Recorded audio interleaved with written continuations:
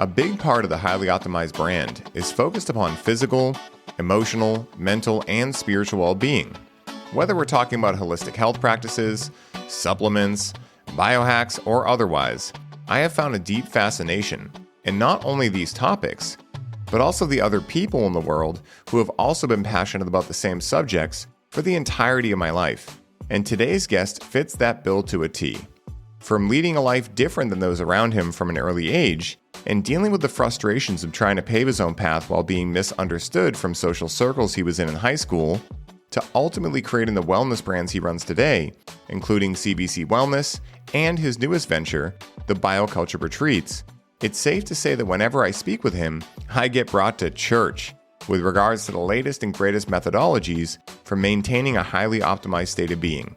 And in this episode, we dove deep into his journey, the trials and tribulations he's faced along the way, how he handles life's many challenges, why he's so fired up about community and its role in human optimization, and many other topics as well. So please give me a big hand in welcoming my man Christian Van Camp to the show. Christian Van Camp, my man, dude, I am super excited to have you here with me back on the Highly Optimized podcast, man. I think, as I said in the intro, it's been since 2022 since you've been on Highly Optimized. I had to ask you before we started if you'd ever been on there because I totally forget. It seems like yesterday I put that podcast on hold, and it's already 3 years already. And I just restarted it, as I was telling you before we hit record.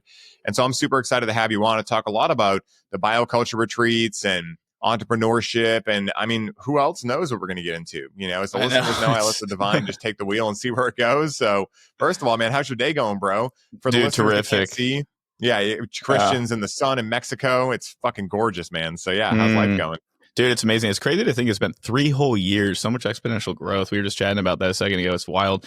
What can happen in 3 years over 3 months? Like, I have so many predictions over the past year of just like, okay, in 3 months, I'm going to have XYZ results with my business or this. It's like, oh my gosh, I overjumped that in many ways, right? So I've learned over the years, but that's what's crazy about it is like, we actually look at time as the construct of like, you know, when we look at 3 year span, there's so much that's happened. I've been in like 3 different relationships, figuring out where I'm at with moving and all these little things. But yeah, currently in Mexico, man. I'm in Sayulita, Mexico. So I'm on the West Coast. It's about 2 to 3 hour flight from LA, just down south. And absolutely love it here, man. It's got a small town vibe of just everywhere you go, you're traveling in a golf cart, which is like the best vibe ever. You know, it's not like a loud ATV or like a motorcycle. It's got this golf cart vibe, which is super fun. Yeah, dude. Cobblestone roads everywhere. You know, it's like full sun year round. It's just absolutely beautiful. Very small town. Like I can drive from each end with a golf cart in about 10 minutes. So it's really got this really homey vibe to it. You know, slow burn rate, I like to say. Yeah, dude, that's awesome, man. You know, it's you know, I have a lot of friends that go to Oaxaca, Mazunte. Oh yeah, Oaxaca's cool. Yeah, I have a lot of friends that go down there, and I just actually spoke with Danny Rios yesterday. Shout out to him, and he's from Oaxaca. That's where he originated from, and he lived in the States for years. And part of his whole origin story is coming to the States illegally, and then getting his citizenship and everything. And now he goes back to Oaxaca, and he takes a lot of our American friends down there, and some of them have never come back. You know, they're just Oaxacans now. That's exactly it, dude. That's what's happened to me. I mean, I was in Arkansas for like 5 years. I mean, last time we spoke when I was on that pod, you know, as building up my business and everything, really enjoying the small town Arkansas energy, Fayetteville, Arkansas. And yeah, it's so funny. Like last year, what pushed me into this moment where I'm at now is actually mold exposure. That was a huge thing. I'm sure some of the listeners, some of you guys listening have been through something like that. So common. Like, have you been through mold before? Like any mold toxicity? Definitely. Yeah. Not like to a level that like some of my friends have gone through it, but yeah, I definitely know. I did an HTMA protocol. I'm still technically on it, but when I first started it, one of the things was order a bunch of Petri dishes and then put them out in your environment. So at my mom's old house, I used to go over there all the time, and I grew up there. And so I decided to throw a whole kit over there. Every single one of them, black mold. So crazy. Yeah, I've done that too. I've tested it out when I was at the old house. And yeah, it took me a while to have that realization. It was about 6 to 8 months before I was like, okay, something's really going on. Because I would wake up with like debilitating soreness. That's just not like me. My recovery for workouts would be shit. I would have like this little brain fog, and word recall would be like, oh, what's the next word I need to say? Really strange things that eventually I was like, okay, lifted up the carpet after a leakage that was like a year prior to that from the dishwasher on the floor. And I look at the, the plywood and it's all black. And I'm like, oh my God, this whole time I've been like breathing this shit in and I'm not even like aware of it. That's also the weird part about mold is it almost creates this connectivity to it where you almost become one with it in a very weird psychological way where you're like, oh, I'm fine. I don't like you talk yourself into being okay when you're not. It reminds me of, have you seen the cordyceps mushroom infect the minds of the ants? Yeah. Have you seen this shit? Yeah, it's crazy, right? Dude. So the spores somehow, I guess, like get the ants, it gets them to eat it or something like that, right? Like, do you know how the process is? And then it makes them zombified where they literally go back into the actual ant hill within the tribe and everything and infect everyone else. And it takes over the whole tribe and everyone's walking out. And then they literally pin themselves on the top of the branch and then they just die after they pin themselves. And then it shoots out of their head and it spreads all the spores even more. So it's even spreading more of the cordyceps. Horror movie shit, bro. Fungal being up. Dude, have you seen The Last of Us? That's no, what that whole show is based on, dude. Okay. The whole show is like, what if that could happen to humans, basically? Oh, man. And meanwhile, I'm like, I know how group manifestation works. So every time I watch one of those shows, I kind of feel like I'm like, I don't want to be part of this. I don't want to be part of what causes this to actually happen. But it is fucking fascinating, dude. And nature is metal as fuck, dude. Yeah, I say it all the time, dude. It's so metal, bro. It's so raw. And I think that's the thing about like once you get to that level of like quote unquote spirituality, you realize like things even like I'm going down the track of veganism because that's just my lifestyle as a nutritionist and stuff and content. I engage with a lot of people online. And yeah, there's all these different cults and compartmentalizations of there's a spectrum, right? So if we have a spectrum of like, we could even just put this in the nutritional arsenal while we're on it. Like carnivores on the far right, like deep level, even beyond palisadinos, they're like only meat and eggs, like that type of energy. And then you have people over here who are straight plant-based and they have all their ethical reasons, nutritional reasons.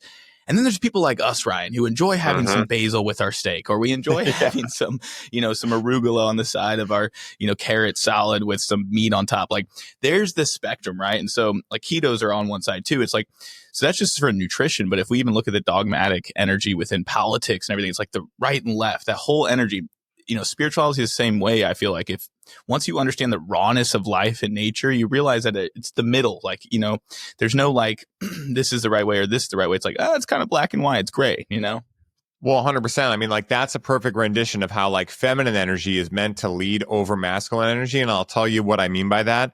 Because if you read that at face value, it's not what I mean. But what I mean is that like how many people, not just men, but how many people wake up one day and say, I'm going to be ketogenic, not because they need it, not because they know if it's going to benefit them, but because they saw Ben Greenfield or someone say, I'm keto now. And they're like, okay, I'm going to be keto. So that's like pure masculine energy and logic. Yeah. And yet what they didn't do is actually tune in first to their feminine energy and be like, does this feel right to me? And I think that's how you end up in these isms, right? Like, yes, there are reasons or people that will do good on a vegan diet or a carnivore diet or whatever. And there may be a season where you go keto for a specific reason and things like that. But whenever you get into an objective thing, like life is not objective. So at the end of the day, Bruce Lee has the best quote around this. Be like water, flow. Flow is not restriction.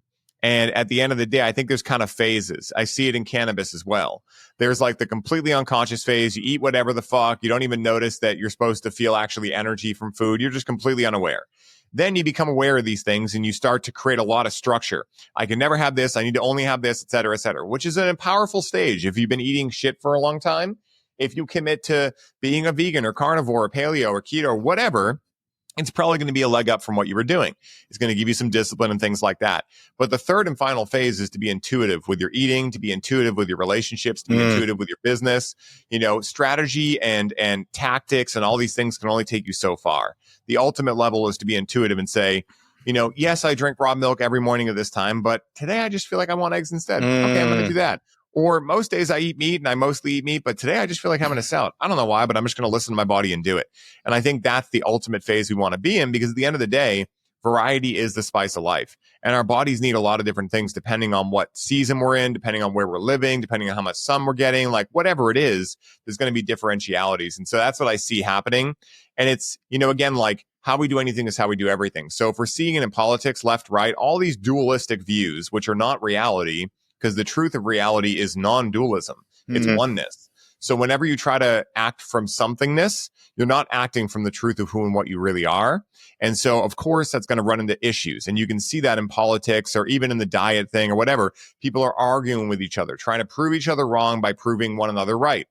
And at the end of the day, there is no right or wrong. So if you want to be right, you're wrong. That's one of Rachel's sayings that she came out with on a car ride. And I was like, that's a very hermetic way to say that. If you want to be right, you're wrong. Yeah, that's it. Yeah. I love that, man. Yeah, it makes me think of like cycle maxing. I always go back to like, how can you maximize the cycles of life? Because that's all it is, like you mentioned, which is beautiful. Is just like everything is a cycle, right? The seasons, you have the cycle of intuition in general. Like one thing I've been even practicing recently that sparks some neurons based on what you're saying, especially on the topic of nutrition is I used to be really big on just like get your 40, 50 grams of protein within an hour of waking, right? And then there would also be this part of me that's like, no, fast until noon for a long period of time of my nutritional. We've gone through that a lot, both of us.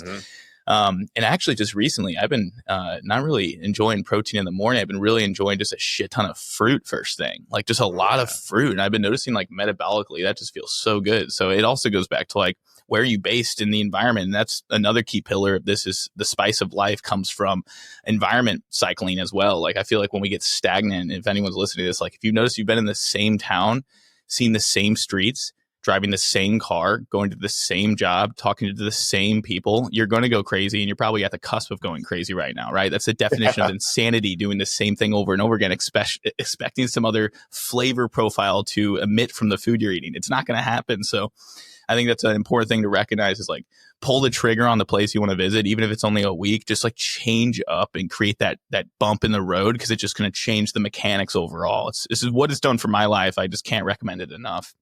Oh, dude, I totally agree. I say often that, I've taken a ton of coaching certs. I've taken trainings. I've learned about business. I've learned about crypto. I've done all these things. But the thing that's helped me evolve and not only become the man I am today, but become as joyous of a man I am today and become like evolved as I am right now has been like throwing up my entire schedule, throwing up my structure, going and hanging out with people, changing up my environment, being in rooms with people till 3 a.m, just talking about whatever, those little instances, which are really, I think if most of us think about it, like that's what we really want to do. We want to adventure.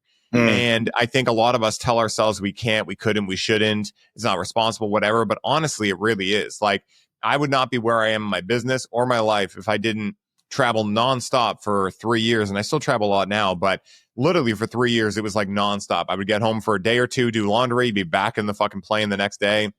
And I was going all over the place. Mexico, I went for like 6 weeks back in 2020. And all those times I remember thinking like, oh man, I just started my business. Should I really be doing this? Is this responsible? But there was just some little voice in the back of my head that was like, just keep going. You'll see it's all going to make sense eventually.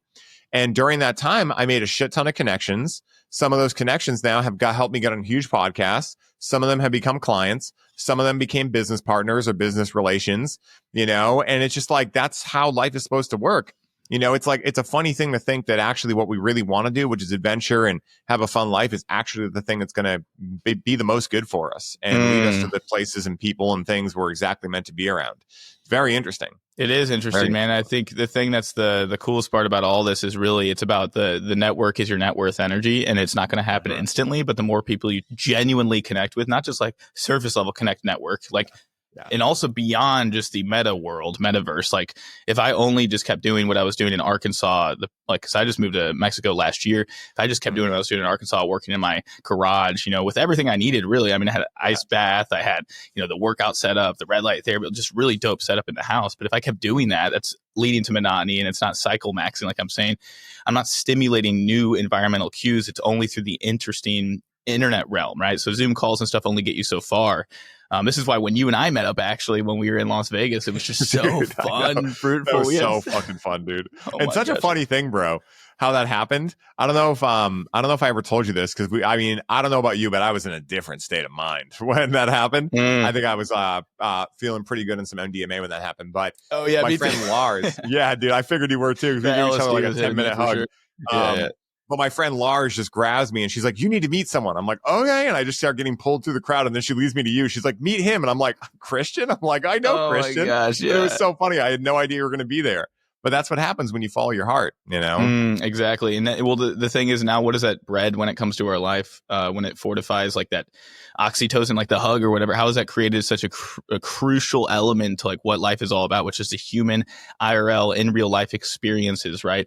We can only do so much when it comes to this internet realm, which I actually believe leveraging it to start, if you're wanting to be, grow something, like do it. Like if you're at a position right now where you don't have much finances or, just something you can really launch your business forward or whatever it is that you're wanting to grow specifically, even if it's just fucking around to find out online, it's going to help you catalyze some of those, maybe they're at this level of intimacy, but eventually it can go into that real world experience. Like for me, that's how it's worked. I actually leveraged the online world to get into the real world. Some people do it the other way around, but like that, going upward effect for me has really transformed my life in so many ways. So, and you could do so through voice notes. And that's what I recommend that people do, is like create that human connection through the phone as much as possible. Like I'm so distant from texting now. Like voice notes are the best way to connect with people, or videos and stuff, but yeah, these are all little things that are spewing through my head. Is like, if anyone's feeling stuck, because we're talking about the monotony topic, like spark some new changes in your environment just by sparking new changes on your phone, right?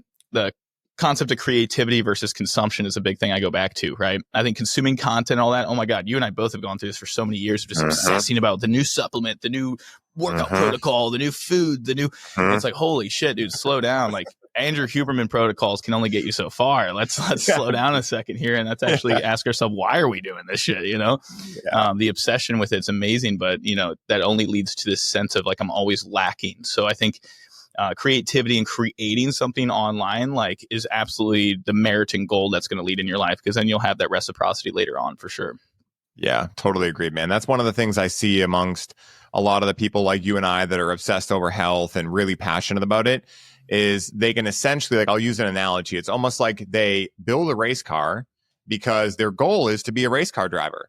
But then they end up just being in the garage, terrified to take their car out because something's going to break and there's always something new they can put on it. But they never even start the engine to see how the thing runs. And I think that's where a lot of people are at.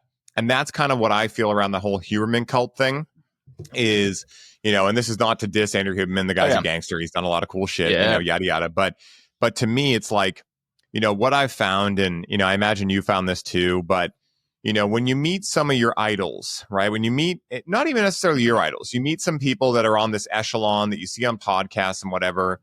And, at least for me, maybe I was naive, but I would see these people and I'm like, wow, they have it all figured out. They're so awesome. Oh my God. And then you meet some of them and you can just tell they are so imprisoned. They don't know how to do anything except be productive. Like that's all they know how to do. And it's very interesting. It's very interesting. And so, for me, it's like I would much rather be the person who can treat others with kindness and respect and have fun than be the person who's always tinkering. Like I did that for so long. And what I realized is, what highly optimized is all about is not just being obsessed over the race car, but getting in the seat and actually putting it down the quarter mile and seeing how fucking fun it is and not worrying if there's a challenge that pops up along the way. It's like, oh man, I got a tight hamstring. It's like, all right, oh cool. I'll just roll that out later and maybe get a massage and I'm good to go again. Let's fucking send it. I think there's a lot of that I've gone through anyway. And I imagine you have too. And it's very easy to happen when you're in the same environment around the same people that maybe you went to high school with and things like that. That's why I tell everyone, like, the first thing I ever did that was very out of the box was I just decided to go to HLC1. I just flew out to California, went to HLC1 and had no idea who anyone was. Didn't know. I was terrified. It was scary. Travel alone for the first time and go out and meet Paul Chek and whatever. But it was fucking pivotal. It was right then that everything shifted in my life. So it's so true, man. You got to change up the environment and just let the structure go a little bit every once in a while. That's it. I think it's going back to feminine, masculine. I like going back to that in every aspect of life, to be honest. Is like, I'm activating this out of intuition, like you said, with the feminine core, which actually is the funny part you mentioned, is like leading the masculine in many ways. Like it truly is. And then you can make the logical decision making afterwards once you tune into the breath and the body. And that's it. That's the solution to pretty much everything. It's just tuning into the breath, like taking a moment of silence, closing your eyes. Do I resonate with this? And really asking the soul, like Paul taught me that pretty well 2 years ago, just like asking my soul in a literal sense, like out loud speech coming out of your mouth, like, hey soul, what does this feel like? Does this feel like it resonates? And like truly be honest, be brutally honest with yourself, because the truth is what gets you far. It's not lying to yourself consistently saying this is working out when it's not. Like whether it's a relationship you're in that's complete toxicity and you're telling yourself it's fine, it'll change. I have a vision, this will change. It's like, no, well, in the present moment, it's been like this for 8 months. Let's make a change. Let's get out of the relationship, right?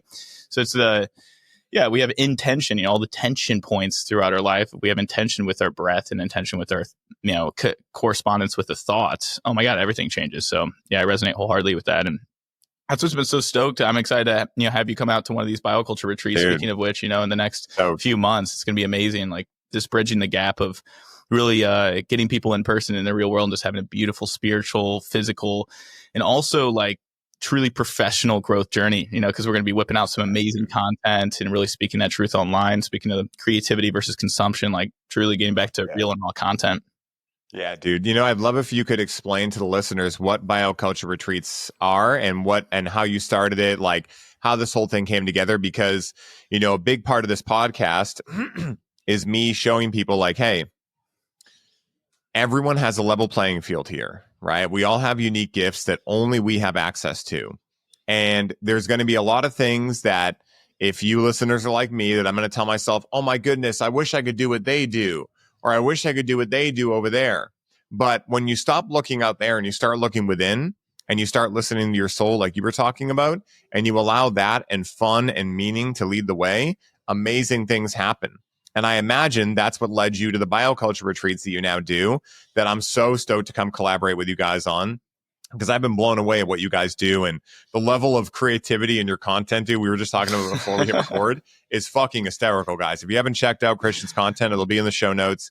Go check it out. His morning ritual videos are fucking hysterical. I showed Rachel one, by the way, the one where you were putting shit in your face. Not real shit for the listeners, but it's cacao paste. I showed, dude, it was so funny, bro. I like show it to her, and Rachel's all about facial expressions. That's how I tell. So she's like watching it, she's smiling, and then she's like having a shock face, and she's like, what the?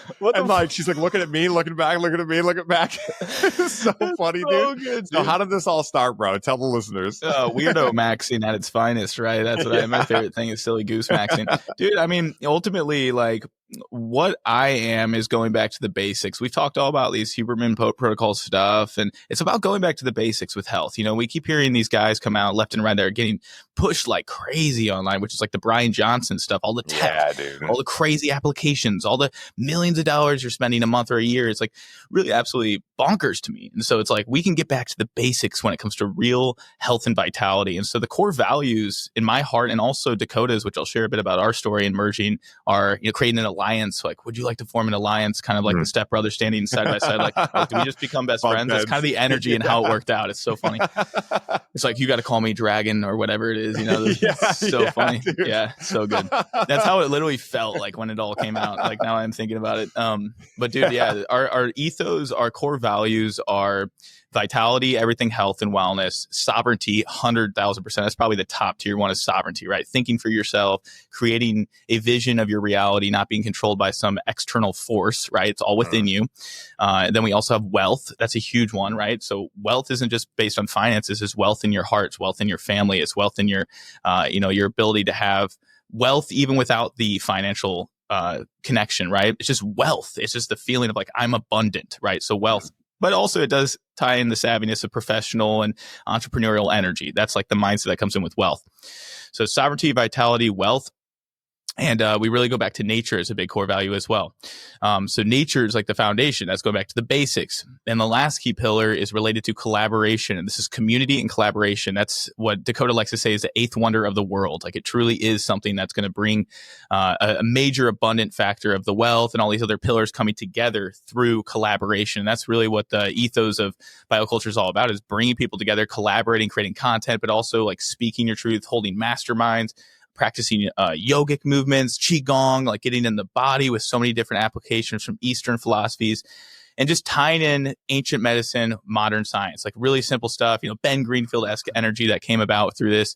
A lot of stuff that, from all the big biohackers, they're all big on that. So that's what we're big on. It's not necessarily hacking out of nature, like the biohacking and slicing and saying we're hacking our way through nature. It's like actually bioharmonizing. And that's one thing you and I have chatted about. And Paul Chek really coined that term in my head. So shout out to Paul, but it's harmonizing with nature and going back to the basics. So what we're doing is amazing, man. I mean, even just this year, we've already held a retreat in Costa Rica and Nosara. We've held one in Tulum.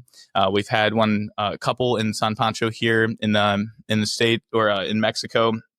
And we're doing just about 12, 13 retreats this year, just to give you an idea of how like impactful and consistent this really is. So this is not something for the faint of heart. This is something really like for people that are dedicated to these values we have. We're, not necessarily picky on who comes to these retreats, but we're really looking for high vibe people that are in the same like-mindedness of consciousness and wanting to tap into spiritual components and wanting to talk all about conspiracy theories and really dive deep into just like really becoming a better person and blossoming for others. Because that's our core with all this, is really helping others and serving others. So yeah, they're 5-day retreats that are completely immersive. And our ultimate goal is to not make it like this, because we get some rebuttals online like, oh, it's just a retreat, you only enjoy 5 days and you go back to your normal reality. It's like, that is the worst way to look at this, because it's like what we said, when you make these changes in your life, your whole entire spindle changes to where now you just create a trajectory. It's going up this way. So that little 5-day retreat, little out of your big scope of life, completely transforms. Like you go into Paul Chek's leaving and going on the plane, and how, like you just referred to that in this call, how does that twist and pivot your direction in life just from those interactions, right? So that's what we're all about, is like making the most impactful, immersive, beautiful experience in a 5-day jungle is ultimately the goal. But that's a whole bunch of rambling, but it's amazing, man. Dude, it's amazing, dude. And like you just said, right? Like never underestimate the power of a quote unquote little decision, right? Because it's not a little decision for most people. Like it does, like for what it was for me, like it brought up a lot of things for me. But like, when I thought about going to HLC1, it's like, 4 days, what's that going to do? Well, what it does is it shows you, it proves to you that whatever you thought life had to be, quote unquote, is bullshit. So what it does is it counteracts the stories that we tell ourselves. And that's really what mindset is, right? Mindset is simply the story we tell ourselves. And for most of us, we've never even looked into what stories we're telling ourselves, let alone actually consciously started to create stories that empower us rather than disempower us or restrict us. And so what happens when you throw yourself into a new environment is you don't have to go looking for these stories. They just naturally emerge. You show up in Mexico and you see a bunch of fucking tan buff dudes hanging out by the beach, and you're like, what the fuck? I thought I had to work a corporate job in fucking Maine or New York. I don't think anyone wants corporate jobs in Maine, but I had to work a corporate job in New York to be successful. And yet here I am around other guys that are successful that didn't do any of that. So now this whole story that I didn't even know I had, that this is how I have to be successful, quote unquote, I have to work a 9 to 5, I have to do this, is bullshit. And so when that happens, it can trigger a dark night of the soul, where basically then you have to go look at how it's only been you that's told this story and got yourself to where you've been. And now you have the opportunity to tell yourself a different story that gets you somewhere different. And that's why those little experiences are so powerful, because they blow a hole in the bullshit stories we're telling ourselves that we didn't even know we were telling ourselves, because these things are not talked about in the typical world. When do we talk about even fucking real health? I mean, think about it. Like you're saying, the view of health in the mainstream is either eat Kellogg's, right, and fucking do that whole thing, go infertile and stop masturbating, like yeah, exactly, or fucking eat methylene blue and fucking do hyperbaric oxygen chambers, and like cool, but like, what food are you eating? Are you getting enough sunlight? Is your circadian rhythm on point? Are you drinking high quality spring water? Are you hanging out with friends that fill your cup? Like those things are so much more important. Like methylene blue, hyperbaric oxygen, like that's like the creme, like the top of the top. Like that's kind of like the cherry on top, if you will. If you have everything else dialed in and you're like, yeah, fuck it, I like playing a little bit, cool, go do something like that. But what I would say to anyone based on my own subjective view is, before you do hyperbaric oxygen or any of that shit, go to a fucking retreat like Christians and just throw up your entire fucking mindset and your entire story, because it'll change you way more than just going to the hyperbaric oxygen chamber facility in your town. Dude, I mean, it truly is like, I think like what you're saying right now is like, goes back to the basics. We keep going back to that, right? And what are the foundations of longevity? What's the number one foundation for longevity? It's community. It's community. It's always community, right? It's always connecting to like-minded individuals, genuine connections. And that's one thing I know is the biggest lacking point in society today. We can buy all the foods and all the things and have access to a lot of these things. A lot of people are just really missing that community zest. And that's why catalyzing, and having those conversations with people in the real world for even just 5 days, you can just like understand what's possible. And then when you're at that frequency of what's possible, kind of like a psychedelic journey, like it literally feels like a psychedelic journey every time I host these retreats too. it's just like you do these 5 days. It's almost like having a massive 5-hour mushroom trip. And then you get out of it and all the programs or everything are gone. Then you're at this level of vibration where it's like, oh, I know what that feels like. So I can tap into that without ever doing mushrooms again. Like I could just reminisce on the moment I shared in Mexico with those 5 people or those 20 people and all the things we did, all the masterminds, all the breath work in the morning, all the little immersions we had, the Temescal sweat lodge, all these little things that come together. You are at that frequency. You have implanted that into your DNA and your body to where now you can access that point, even if you're just back at home in your living room watching TV. You just have to close your eyes and access it. So it's not just imagination at that point. You truly received the medicine. And so that's what's so cool about this stuff is like transformative events like this, man. I know you love holding space for people too, and you've been doing it your whole life. Like it's so amazing. I'm excited to have you hold space at these retreats too, because there's so much knowledge you can share with people. It's going to be so brilliant and amazing.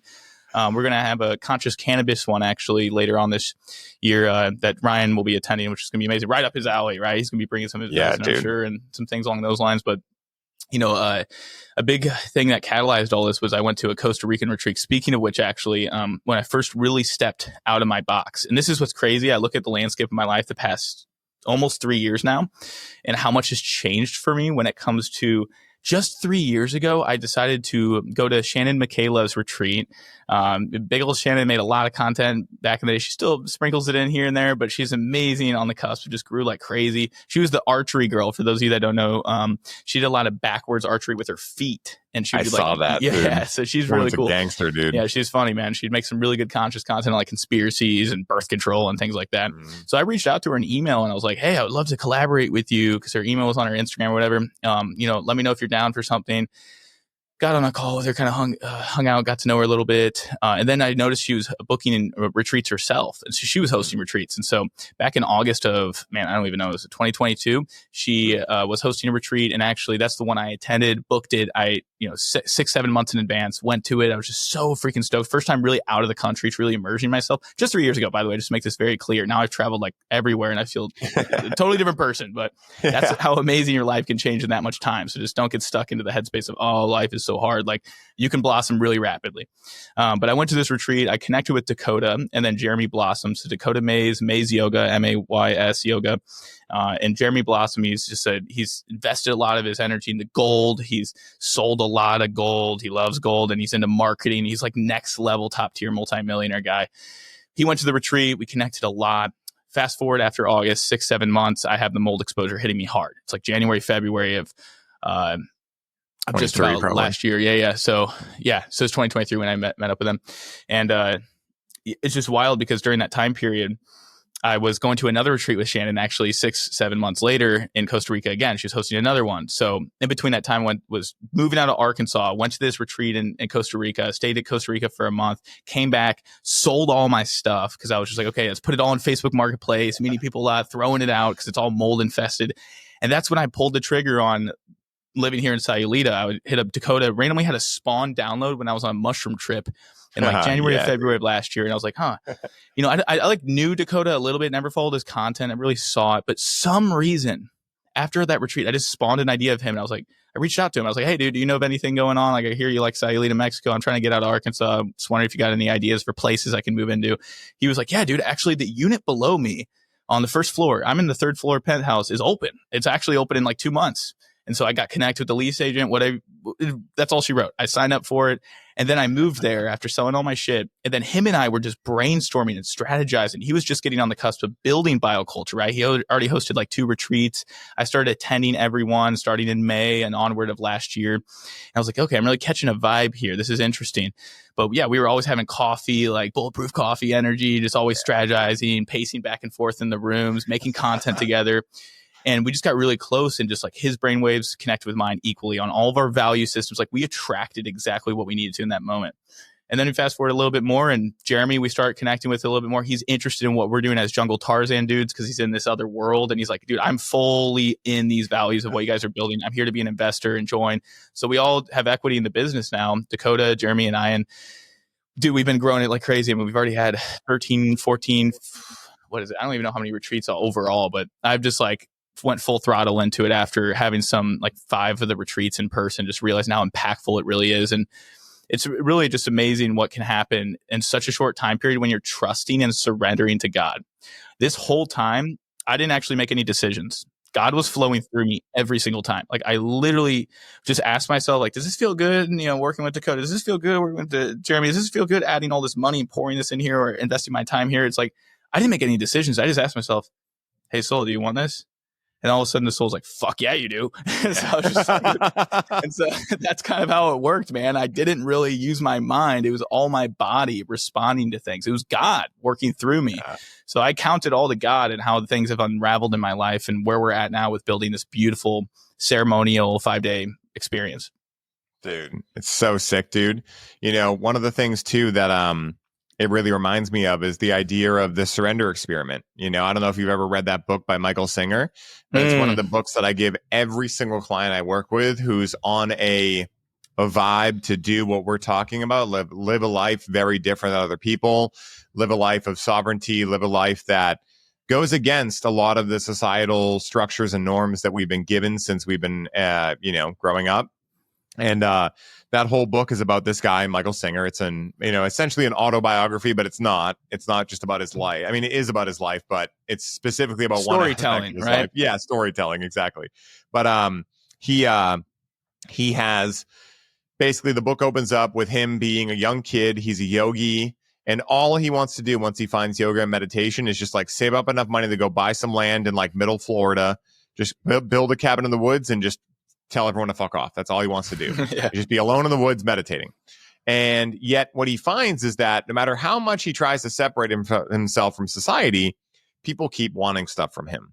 Like one day a sheriff comes to like ask him something on his land. And the sheriff's like, dude, sick house. Who built this for you? He's like, oh, I built it. And the sheriff's like, dude, can you build me like, a shed out back or whatever on my property? And Michael's like, fine. All right, fine. I'll build you a shed.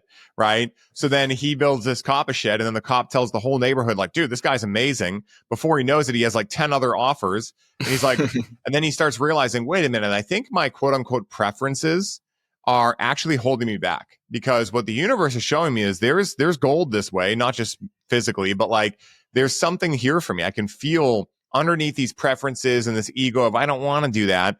There is something pulling me to that. So he just decides to do this thing he calls the surrender experiment, where he just goes, okay, I'm just going to say yes to pretty much whatever happens. He ends up owning a multiple $1 million construction company. And then after a while, he starts getting into computers because those start coming out, and he starts finding he likes computers. And long story short, he ends up running like $1 billion+ computer company that rivaled IBM and all this stuff. Yeah. And just the whole thing is him just being like, okay, yeah, I'll do that. Okay, cool. And just seeing where life takes you. And that is how I like to live my life these days. Like I was telling you, I have a buddy who was like, dude, I want to start this health company. I just tuned in. I'm like, that seems fun. Fuck it. What's the best that could happen? Let's go see what happens. And that's how I make my decisions now. If something feels fun to me, like High Vibe Festival, that's something happening. Dude, are you going this year? I'm going to go. Yeah, I'm going to go. Luana will probably be there, so I'll hit you up. I'll link you guys up. That'd be great. Yeah, Chris will be there with Johnny. They're both doing breath work. My buddy Ty's going. And it just kind of felt like that. I know the feeling because I remember it most strongly from when Oregon eclipse happened. That was in 2017. And I remember all my friends, we all used to go to festivals, and I was hitting up everyone, and no one wanted to go. And I was just like, I want to go. So I bought 2 tickets, not knowing who was going to go with me. I ended up just giving 1 ticket to my buddy Danny for free, and we went and had a fucking blast, dude. Nice. And so I know that feeling now of like, ooh, this is an adventure. And I think that's a term a lot of adults forget. They know about traveling, but they forget adventure. And that's a very different thing. Dude, this is so beautiful. I love you sharing all this. It reminds me even of the adventure book of The Alchemist, like the simplest book you guys can all read, or just like, just like that was just like a whole transcendental thing that he was pushed into this way of just like going towards this treasure that he didn't even know what it was, right? And every story is really based on that. Like, God is carving out this treasure chest in front of you, and it's either it's usually the angles to get to the treasure chest is like freaking crazy. And then you get there. It's never like, oh, I made it to this treasure chest, right? It's always just like, fuck, going that way. And that's the best part about it. It's a roller coaster. And, embracing the roller coaster is absolutely key. And how do you embrace a roller coaster? Well, I think a big part of this is really The new sexy in 2025 and beyond is a regulated nervous system. Ultimately, like if you have a regulated nervous system, you can attract so much more. Your fascia is calm, right? You're not all tight and bound. There's no adhesions within the fascia, which is basically water crystalline structure all throughout your entire body that holds memory. And so if it's trapped, it's obviously going to make you feel like shit all the time. So relaxing the nervous system and addressing some of these emotions and healing your body through physicality of things, nutrition and breath and movement and sunlight, like I've been getting the past hour here, is it's all going to calm that fascia down to help you receive more from the universe in ways that you just mentioned right here, which is, hey, dude, want to start this company on supplement or whatever? You're like, fuck yeah. Your nervous system's relaxed, Ryan. So you're able to receive more, right? And you're able to express more. I heard a really cool quote, actually, at one of the retreats recently is, the antidote to depression is expression, right? The antidote to depression is expression. Simply just expressing is going to help you with any form of lower vibrational energy, shame, guilt, any of that trapped stagnant energy on the consciousness scale of David Hawkins you can look at the lower vibrations. Releasing all of that will help you get into more of the joy you mentioned, is feeling joyous, feeling happy, receiving more, giving giving without expecting to receive. These are all foundations we all want to tap into. Many people are like, where do I start? Well, start with you in the mirror in your heart and addressing some of this shit from the past and letting go of it and moving onwards. However that looks for you. There's never a one-stop shop for it. Your processes are completely unique than mine were, right? But somehow we're at the same kind of landscape and level of thinking, Ryan, which is so beautiful. We're thinking in the same level of consciousness somehow, some way, despite having completely different lives, different experiences. Your father's story, right? You lost your father at some point, right? I haven't had that happen, but somehow it's guided us towards this masculinity path. I don't know how to explain it, but it's just something with all these things that there's relatability. And I think, the more we share a story, the more we hear a story and express it, everything changes in life. Everything. Dude, 100%. I totally agree.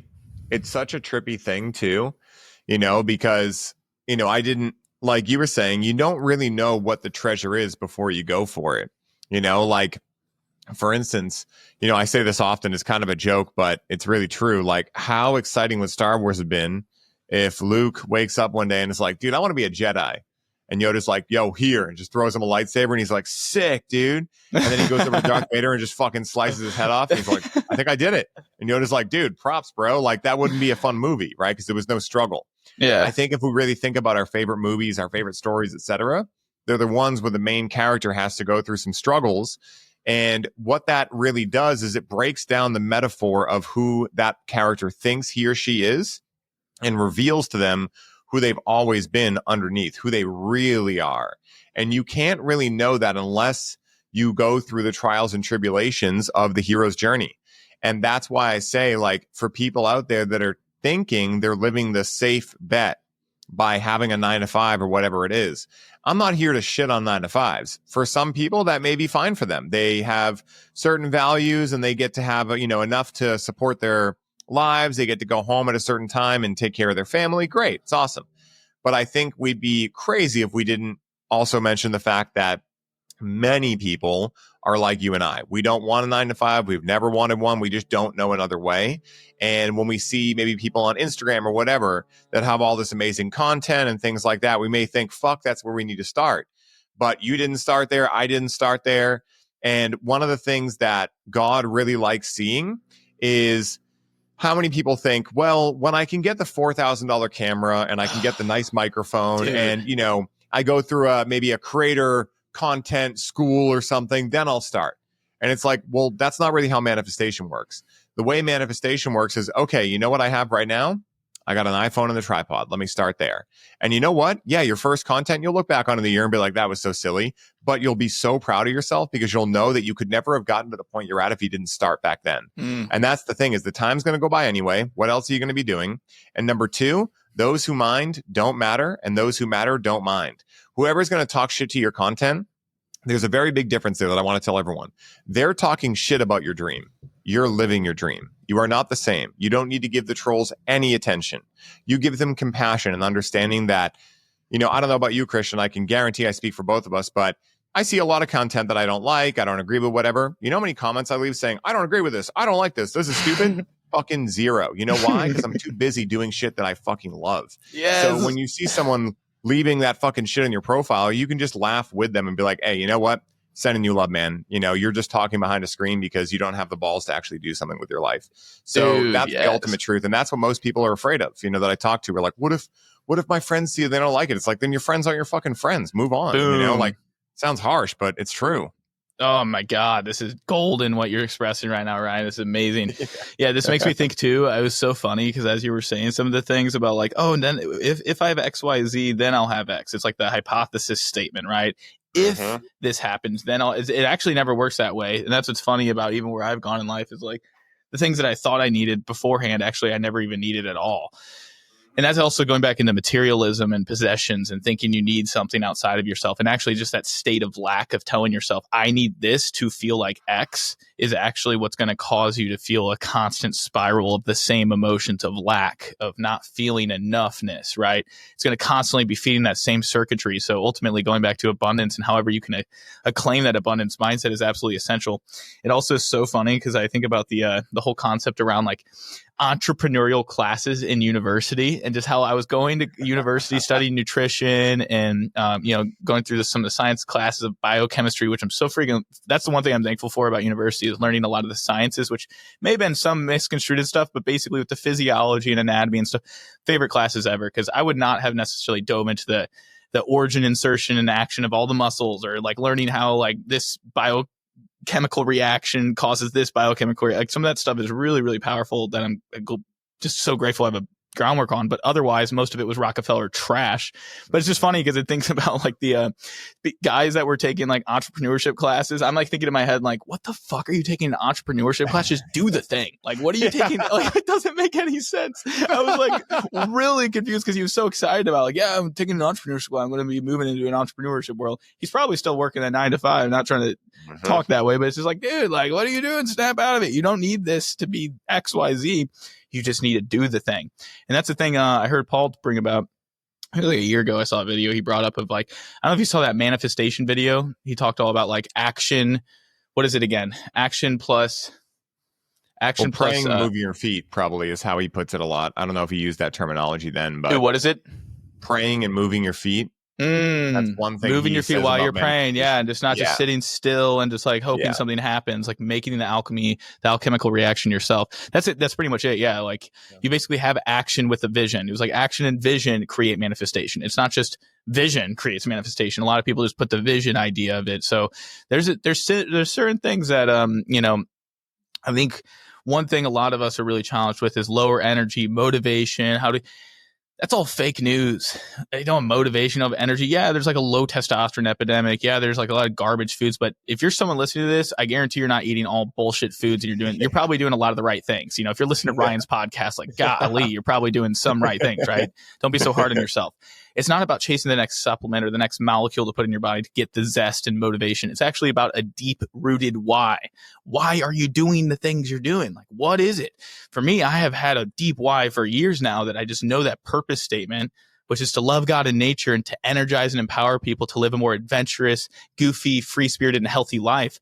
That statement right there, that mantra I go back to every day just about. It's in my deep programming. And it wasn't always there, but it took rewriting it, to love God and nature, to energize and empower people. Like that was always something I went back to. That's my mission. That's my why.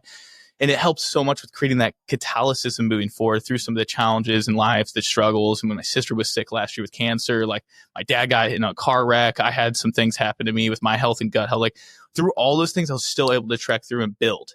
I wasn't using that as an excuse. Oh, my personal life suffering, therefore my professional suffering. Like, no, they're one and the same. How do you integrate them together and create a deep why? I'm sure you resonate with that as well, right? The why. Oh, dude, that's the most important thing. That is the foundation of everything, because if you know your why, you'll bear anyhow. And let's be real, right? Like your sister having cancer, your dad getting in a car wreck, your own gut health issues, those are quite some hows, right? And so at the end of the day, if you don't know why you're on planet Earth, if you don't know why you're going through things, and again, it's not like it's an objective answer. When we say we are the creator of our reality, what that really means is that in any situation, we get to create the story we tell ourselves around certain neutral events that are happening. Like as challenging as this may sound to some people, when my dad got cancer and passed away, that was a neutral event. It didn't have to be bad. It didn't have to be good. I'm the one that got to create the meaning around that. And because I was fortunate enough to understand what I knew about mindset at that phase, and also to have had a lot of psychedelic experiences where I realized that wherever my dad was going was fucking awesome. Because of that, I allowed that event to become a motivator in my life, to become something where now I have another reason to do it even when I don't want to. Because keeping my dad's story alive is fucking awesome for me. That's a really big why for me. Helping other cancer patients not have to go through what my dad went through. That's a big part of my why. And then on top of that, also seeing my dad, buy a brick and mortar business that he wasn't really passionate about because he knew it was going to make money and it was safe and he was doing what was best for the family, or so he thought. But also he wasn't really enthusiastic about it. So I got to see that lesson from him as well. And I remember one of my first coaches said, don't fucking let your dad die in vain. Learn his lessons. And so that's such an important thing that we get to go through. And that's how we get to this level. And I think that one of the things you said too that I wanted to draw our attention to that's funny is the whole college, and how college, I really believe, is mostly a scam. I think that there are very specific jobs that I don't think college is necessary, but I don't know a better option for. Like if you're going to be a doctor, again, like it's the Rockefeller system, et cetera, et cetera. But in terms of like learning how to do surgeries, I don't know if you're going to learn that at the retreat. Probably not. Okay. There are certain things like dental work and things of that nature that I don't know the answer for. But there are some things that I definitely know an answer for anyway. Like, for instance, one of the things that Andrew Tate says that I think was really gold was he talks about how he went to college one time and he was talking to a professor about entrepreneurship. And he was like, well, why the fuck am I learning from you? You're still driving a Honda Accord. Like, obviously you haven't won in business. So why am I paying $100,000 a year to come learn from you when I could actually pay $100,000 a year to someone driving a G-Wagon who obviously has made money in business and go learn from them? And I think those kind of things are exactly like you're saying, like what don't make any sense anymore. Why would we take out $100,000 in loans per year to go learn from people that aren't at the result level we want? The only people we should listen to are the people getting the results we want, because let's be real. We are not starving from information. We are actually completely constipated from information at this point. If information were the issue, or a lack of information were the issue, everyone would be a billionaire now. Everyone would have perfect relationships. But what's happening is, when you get information from someone else, that's their own reality they've created. And maybe certain parts of it line up with you, maybe they don't. And so what we get to do, right, at retreats and things like that is we understand that. We understand that our medicine isn't everyone's medicine. And that's okay. And their medicine isn't necessarily our medicine. It's all good. That's what creates the beauty of the human experience. But when you go to school and you take out $100,000 in loans and you have to go learn from a very specific teacher because you get your classes picked for you, and you can't have that function of choice, well, then without choice, you have restriction. And if you're doing that in one area of your life, you're probably doing it everywhere. And that's what leads a lot of people, because they just don't know any other way to do it, into a sea of debt, and then a 9-to-5, and then the house on top of it, and the family and the kids and the new cars and the expensive school and all that stuff. And before they know it, they wake up a lot of times in their mid-30s because they decided to do all this early, and they realize they didn't even fucking know themselves. So, again, it's a multifaceted challenge, but I'm glad you brought attention to that too. It's a big thing. Yeah, man. I just see it so commonly, and it sounds like, that's ultimately like our bread and butter in life, is really just inspiring people to not fall in those traps. Because I truthfully never had any kind of like debate on doing any of that kind of stuff or going down that line. Like, it just never was a part of my essence. People always ask, like, people were always asking me, like, is that something that was like, did you just transform randomly? And I was like, no, it kind of just was always who I was. I just never really went down the road of like what most people were doing. It was interesting. Like, always in high school, I was always a rebel, and I always like didn't give a shit what anyone thought. I was always a class clown eating peanut butter with some peanut butter, what was I having? Like Oreos and ketchup, just making people laugh, or jumping on the table and dancing, getting attention, or just like, I was always doing like random shit to make people laugh. Mostly the jester archetype would come out. But there was also this big rebel energy. And I think that's one thing that I love teaching people to activate, because a lot of people really want to learn that. It's something you can learn, by the way, is being more of a rebel, but not in a way that's like anarchy, but in a way that's like, how do we integrate in society? Right. Like, my goal right now is not to completely say, fuck off and go in the woods and not do anything like that. The guy who kept having things come up to him, Singer, Michael Singer, right? Singer. Yeah. My goal isn't that. It's actually to integrate both realities of like truly connecting with people on a deep level, and doing so fucking off and land, having the dynamic duo, right? That's kind of the idea. You're talking about getting some property at some point, right? Are you in the process of doing anything like that? Yeah. Definitely, dude. That was one of the main reasons. I mean, there was a lot of reasons, but one of the main reasons I got into crypto was for that idea of like, okay, well, crypto is an exploding industry. Also, a lot of the sovereignty stuff I've told you about how to protect money and how to make sure you don't own anything on paper so that there's nothing they can take from you, like things like that. Because like you, I've been a rebel my whole life. The challenge was that, you know, my parents loved them to death. They were amazing. Wouldn't change a thing. But they grew up not really knowing. They were also rebellious in a way. My mom, much more than my dad. But they never learned, because the internet wasn't around then, they never learned how to actually integrate the rebel into a functional human being. So they kind of had to put that on hold because they didn't know how to make money with that archetype and things like that. But these days, I mean, you know, the beauty of the age of information is if you know how to use it. You know, this is why, like, you know, dude, I'll go on my soapbox for a second. How many people are out there being like, why does Trump not pay taxes? Or why is Biden doing this? And it's like, guys, let me be clear. You can either keep bitching about it or you can go learn how to do it. Straight up. Like, that's the only two choices you have. You're not going to bring the system down, because most people that want to bring the system down have no better way for it to happen. And the truth is, if they just tried to anarchy and bring the whole system down, millions of people would die. And so not having a solution is not a solution. And so at the end of the day, what's the way that we can take the system that's already there, that when you learn about it, actually has a lot of really awesome loopholes in it? But if we take the ability to stop complaining and stop just victimizing our fucking selves, and we actually put it into empowering ourselves with information, going to bioculture retreats and all talking about this kind of stuff and talking about how we can get into crypto or buy property or things like that, then you can win much faster. So yeah, I have a big goal, and Mark England is actually selling his farm in Virginia right now. And that's a property I'm looking at, dude. It's 100 acres. It's right around all the Amish. So if the world went to shit, nothing would change for them. We'd still get milk, eggs, meat, whatever. So it's a really cool location, man. Right on the river too. Wow. And it's got everything you need. Yeah. It's dude, dope. Amazing. Excited for you, man. Yeah. We'll be having some kumbayas there, I'm sure, here and there, right? Yeah. Dude. Yeah. Life is beautiful, property. Man. Yeah. You know, a lot of these things that are going on for us, I always like to share what's going on in my life. A lot of times I keep it in closed containers just around my, like, you know, close friends like yourself and stuff. And it's beautiful being able to share this on a, you know, an open platform for you guys to listen to. And I think, you know, one thing is, like, I hope we never come across as boasting, because our goal is really just to inspire and build people up. You know, we really want to help you guys out. So ultimately, yeah, reach out to Ryan or I if you guys ever need anything. Like, we're genuinely here to help, you know? And dude, like, you know, I don't know what you said. It's like, I tell everyone, if I can do this, anyone fucking can. Like, I exactly. I think about my dumbass self in many ways. Not an affirmation, but I'm pretty silly, man. I'm not that smart. Like, I mean, you know, hopefully for the listeners tuning in, Christian and I can share with you, and you can see now, like, we didn't have some master plan. It's not like we were had an IQ level that was 190 or whatever the fuck is high with IQ. I don't even know. Well, actually, funny enough, people with high IQs are actually less. I know. Like, yeah, they're actually a little bit more schizo or like autistic, so they aren't as relatable. So we're actually 100%. Our dumbness is our favor. Yeah.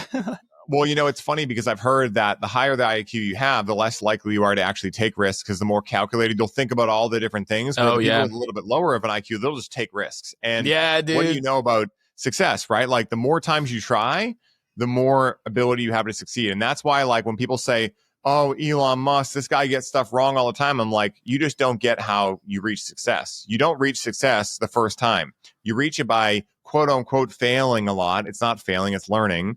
You test a lot, and then that's how you find the actual thing. Regardless of what you think about Elon Musk, it's like, you know, the dude obviously understands a little bit about what he's doing, you know, like, emphasis on, quote unquote, a little bit, a lot of it, you know? And so, yeah, we have, you know, I'll be the first to say, I have no idea where I'm going from here. But all I know is I'm following my heart. I'm following what feels fun to me. I'm following what gives me meaning. I'm following what makes me feel really joyous. I'm following the people, places, and things that do that. And it keeps ending me up the exact right place, you know? And it seems like you're doing the same thing, bro. I hope, brother. That's why we're colliding worlds this year. You know, we're going to make some amazing experiences for people. And yeah, very excited about it, man. Super excited. Grounded in nature, grounded in simplicity. That's the key. Hell yeah, bro. Well, Christian, this has been amazing, dude. I can't believe we blew through an hour already, man. This is so much fucking fun. Where can I send the listeners to get in contact with you, to learn more about Bioculture retreats, to see your fucking hilarious content, and to keep up to date on everything you're doing, man? Yeah, I mean, in all honesty, one-stop shop. Go to cvcwellness.com because I have everything linked up on what I'm creating, what I'm doing, and what we're all creating together with Bioculture. You can see there's a community slot on the main tab on my website. You can see there's a Vital Camp online community for creators and coaches if you're wanting to build an online business. Here to support you with building that brand up and getting that out to the world. That's a big part in the online matrix community realm. But there's a lot of support there, like weekly calls, so much like genuine support. And then we also have the retreats. So you can click on that drop-down menu of community and just go from there, look at what I got on there, book a call with me if you really want to make some changes. I'm here to support you genuinely. And yeah, follow me on Instagram and all platforms. I'm growing X quite a bit right now. So I'm skyrocketing that. A lot of great writings every day I'm putting out there on all things vitality, sovereignty. So at CVC Wellness on all platforms. Dope, dude. And I got one last question for you, man, which is, let's say someone listens to this episode and they are excited to highly optimize their life. What is the one piece of advice that Christian Van Camp would offer them to allow them to highly optimize their life starting tomorrow? Yeah, I would say ultimately sun your genitals. If you are not sunning your genitals, not just playing around. But yeah, I mean, it does help. You get a little zest from that. It is true. And I do feel pretty good. All jokes aside, ultimately going off of everything we talked about today, it's really, really going back to how can you create spontaneity in your life through the monotony? I know a lot of us are going through monotony, and what is it that you can do today, in this very moment, after listening to this, that you can enact ASAP, not tomorrow, not 2 months from now, not 3 months from now, in your daily life that can create spontaneity? Maybe it's jumping off and going on into a hike down the street that's 20 minutes away. Maybe it's, hitting up a friend and say, let's get a workout real quick. We haven't done that in 2 months. Like whatever it is, create spontaneity. You're going to attract novelty in life, which attracts more abundance. Dude, 100%, man. And I'm glad what you said there too. For any of you guys that are like, I don't have the money. It's like he said, go on a hike. That doesn't cost any money. Free Get a shit. workout in with a friend. Yeah, free shit. Like you don't need to start Nature's again. Like free. we talked about. Yeah, exactly. Like we talked about. It's like wherever you're at now, work with that. And then when God sees that, God will give you more. And then work with that. And that's how it works, But you have to take the first step. God can't take that for you. But once you take it, the second one will appear as if out of magic. So true. So true. Oh, brother. Amen. And so it is. Yes, sir. Well, dude, this has been amazing, guys. Thank you for tuning into this episode. As always, make sure you go give Christian a follow. I'm not kidding. This guy makes some of the funniest content you'll ever see. And it's going to teach you a lot about health, vitality, all the things we talked about. Make sure you go check out the Bioculture retreats. I'll be there in October doing the Conscious Cannabis collaboration. So if you guys want to come through for that, it's going to be lit, metaphorically and literally. So I'll see you guys there. If you like the show, go give it a 5-star review so we can get out to more awesome people like you. And until next time, may the source be with you guys. See you soon. Peace.